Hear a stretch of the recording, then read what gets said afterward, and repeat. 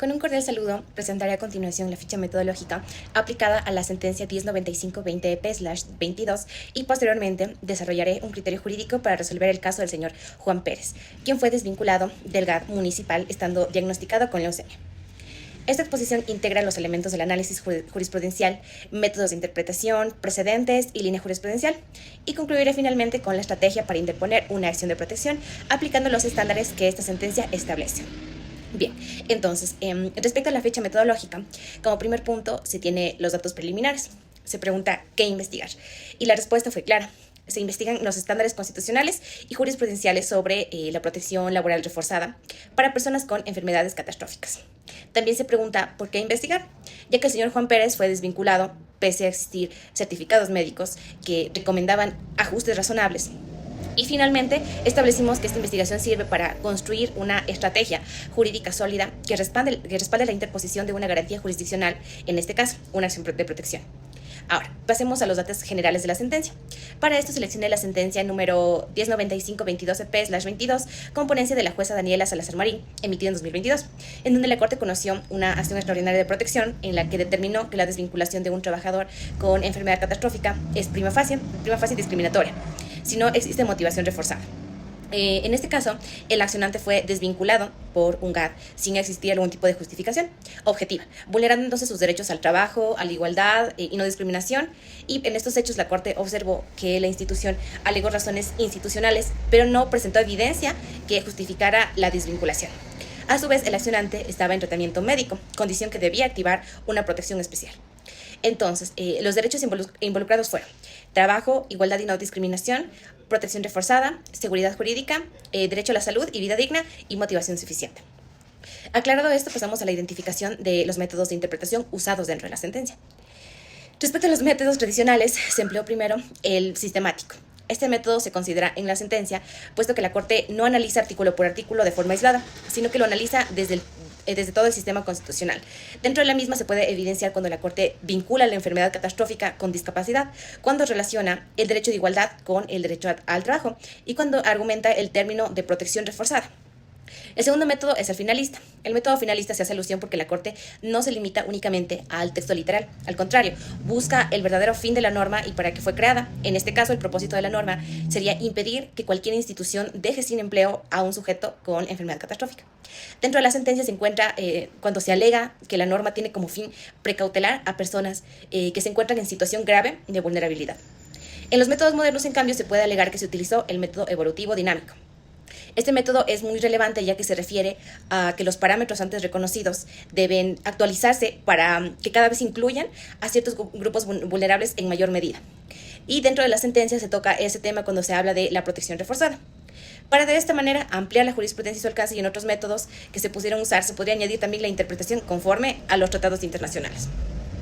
Ahora bien, entendido esto, paso a la explicación de las citas jurisprudenciales, puesto que la Corte utilizó precedentes relevantes. Por ejemplo, por su forma, usó la analogía permisiva.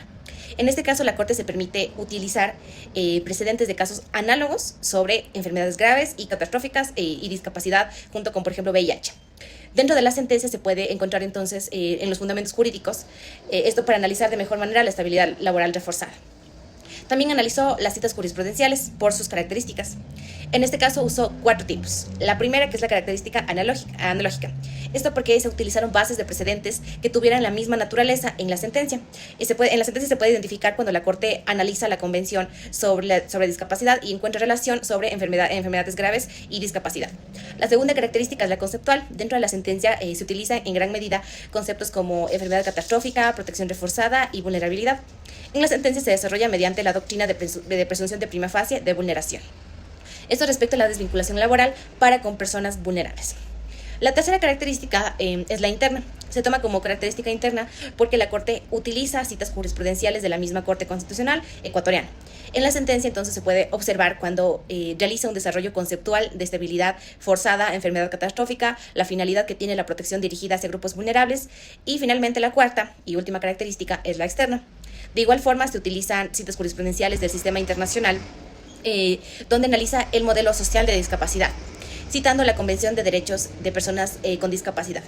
Entonces, explicado esto, paso a explicar el precedente constitucional.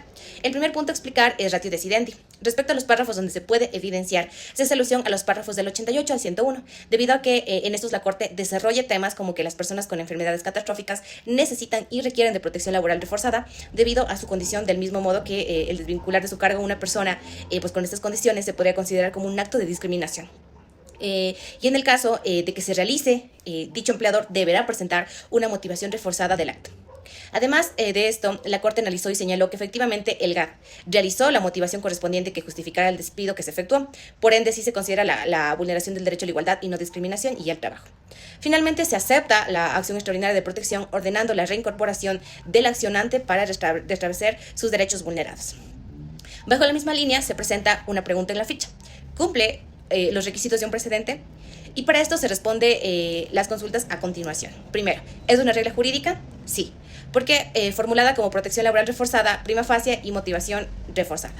2. ¿Está dentro de una decisión judicial? La respuesta es sí, en los párrafos del 88 al 101 y en deciso. 3. ¿Resuelve un problema jurídico? Sí, resuelve que un GAD municipal puede o no desvincular a una persona con enfermedad catastrófica sin motivación reforzada. 4. ¿Ignora el derecho? Sí, ya que de la sentencia en adelante protege a todas las enfermedades catastróficas y no solo al VIH y discapacidad. Y 5. ¿Tiene vinculatoriedad? Sí, al ser emitida esta sentencia por la Corte Constitucional, tiene carácter de precedente y por ende vinculatorio para los demás administradores de justicia. Respecto al grado de precedente, se considera vinculante, puesto que desde la emisión de la sentencia en adelante se convierte en obligatoria. El tipo de precedente se considera vertical, en base a que este precedente se materializa en casos análogos cada vez que un empleador padeciente de una enfermedad catastrófica y en situación de vulnerabilidad sea desvinculado del empleo. No se le renueve el contrato o sea trasladado a algún otro cargo. Ya sea en el sector público como en el privado, el juez tendrá plena potestad de exigir su restablecimiento en base a esta sentencia. Obiter dictum no es el caso. Y respecto a decisum, efectivamente forma parte de decisum. Y bueno, ahora bien, no se puede dejar de lado la línea jurisprudencial.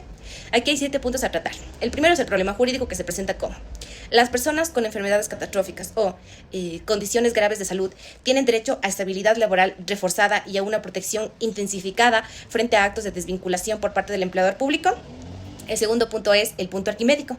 Aquí se presume como discriminatorio cuando un empleador desvincula o no renueva el vínculo laboral a una persona en estado de vulnerabilidad por motivo de salud. A su vez, el empleador debe justificar con motivación reforzada su decisión. La tercera puntuación es la fundadora, que se puede explicar como en sentencias anteriores. La Corte Constitucional definió que las personas con VIH gozan de estabilidad laboral reforzada. Esa decisión genera la regla de demostrar que el despido no sea discriminatorio. Y la cuarta parte importante es la consolidadora. Aquí la Corte Constitucional afirmó que la discapacidad incluye elementos funcionales como sociales. Con eso se genera una integración sobre el arquetipo social de discapacidad. De esta manera, toda decisión administrada sobre un grupo vulnerable requiere motivación reforzada. La quinta parte es la modificadora, porque se modifica básicamente la estabilidad laboral reforzada para que se incluya también enfermedades catastróficas, independientemente de si existe un dictamen de discapacidad o no. Se genera innovación jurídica. Entonces, la sexta es la reconceptualizadora. Explica que las sentencias emitidas en adelante sobre casos análogos reinterpretarán la protección laboral reforzada desde el ámbito de no discriminación por salud, igualdad y enfoque de derechos humanos. Finalmente, la quinta es la dominante. Esta explica los aspectos del despido a personas con enfermedades graves. La falta de motivación, la discriminación y todo eso deberán ser tomados en cuenta de manera obligatoria de la sentencia en adelante. Para concluirse entonces este análisis, no se puede dejar de lado el análisis constitucional. Para esto se plantean 4 preguntas a continuación. La primera, ¿la sentencia respeta el texto y el espíritu de la Constitución? Definitivamente se podría responder que se puede aseverar que esta sentencia se remite al pie de la Constitución, puesto que respeta la protección reforzada a grupos de atención prioritaria, es decir, vela la tutela del más vulnerable. De igual manera, garantiza el derecho al trabajo junto con la igualdad y no discriminación, generando una fusión además con la motivación reforzada, evitando así despidos injustificados. En base a esto, la Corte Constitucional emite una sentencia con fuerza expansiva protegiendo derechos constitucionales y además de eso amplía los mismos. Segunda pregunta, ¿refuerza o debilita el rol del bloque de constitucionalidad? Se puede responder que claramente refuerza el rol del bloque de constitucionalidad por cuanto utiliza como base la Convención sobre los Derechos de Personas con Discapacidad. Es decir, si bien se guió en la normativa interna, la Corte hizo partícipe de igual forma al sistema internacional mediante el bloque constitucional. Y con eso se garantiza los derechos de las personas con enfermedades catastróficas, incluso si las mismas no encuadren con discapacidad. Tercera pregunta. ¿Contribuye a la consolidación de una línea jurisprudencial coherente? Sí, contribuye a la consolidación de una línea jurisprudencial coherente sobre estabilidad laboral reforzada. conjuntamente con protección para discriminación por motivo de salud. Si bien anteriormente existía ya como tal jurisprudencia sobre el VIH y demás elementos, con esta sentencia se actualiza ante las nuevas necesidades que presenta, generando un nuevo estándar garantista de protección para enfermedades catastróficas y elimina vacíos. Sobre todo genera una línea en la cual basarse para casos análogos venideros. Cuarta pregunta.